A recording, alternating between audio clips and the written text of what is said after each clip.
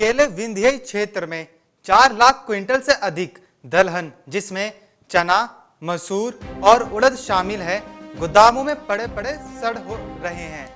लाखों क्विंटल दलहन में से 3 साल में अत्यधिक कम मात्रा में केवल चना कुछ जिलों में उचित मूल्य की दुकानों में भेजा गया था। इससे प्रदेश को दोहरा नुकसान हो रहा है। एक तो करोड़ों रुपए का दलहन बर्बाद हो रहा है, दूसरे नई आवक को रखने के लिए जगह की कमी पड़ रही है। सरकार की पॉलिसी पैरालिसिस की वजह से पसीना बहाकर फसल उगाने वाले अन्नदाता की मेहनत गोदामों में बेकार हो रही है। वहीं यह दलहन आम आदमी तक नहीं पहुंच रहा है।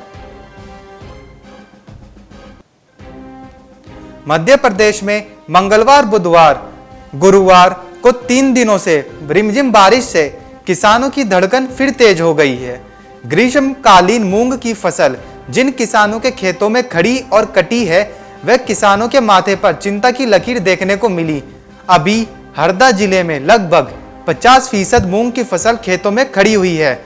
इससे मूंग की फसल को नुकसान हो रहा है।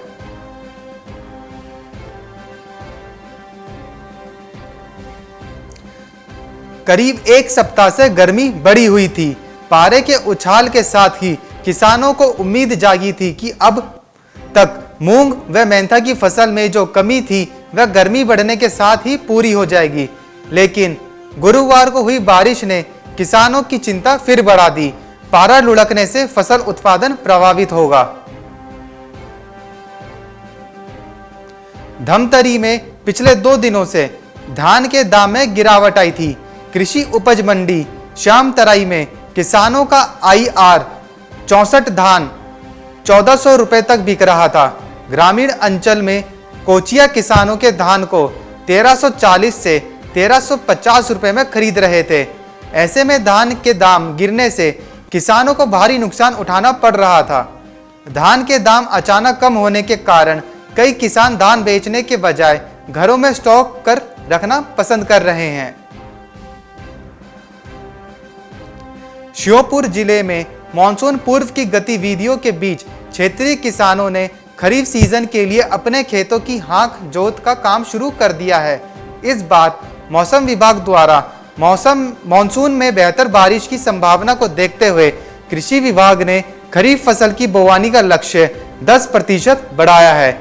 जिले भर में 1,39,500 हेक्टेयर में खरीफ फसल की बोवानी होगी। जिले में गत वर्ष किसानों ने 1,29,770 हेक्टेयर में खरीफ फसल की पैदावार ली थी।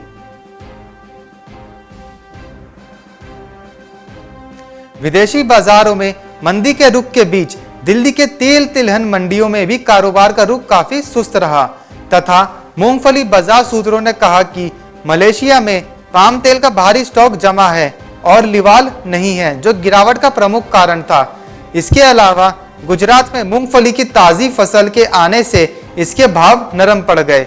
विदेशों में कमजोरी के रुख के कारण CPO और पामोलिन तेल कीमतों में भी गिरावट दर्ज हुई।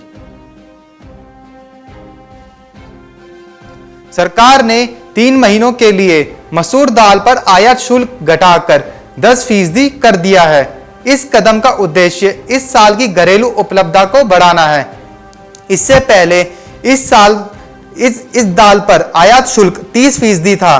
केंद्रीय अप्रत्यक्ष कर और सीमा शुल्क बोर्ड ने 30 जून 2017 की एक अधिसूचना में संशोधन करते हुए कहा है कि वह तात्कालिक रूप से 31 अगस्त 2020 तक मसूर दाल पर आयात शुल्क को कम किया जा रहा है।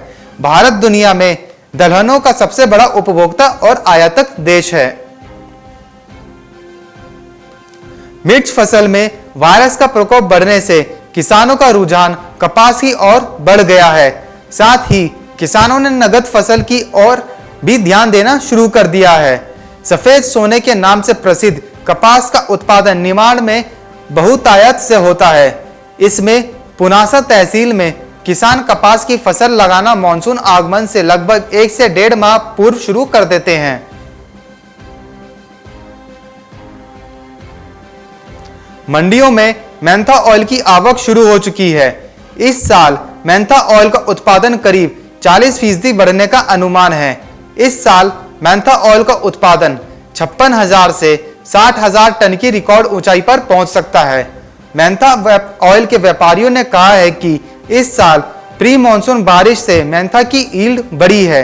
इसके अलावा यूपी और बिहार के पारंपरिक इलाकों के अलावा नए क्षेत्रों में मेंथा बुआई बढ़ी है। इससे इस साल पैदावार बढ़ने की संभावना है। Bureau report, market times TV.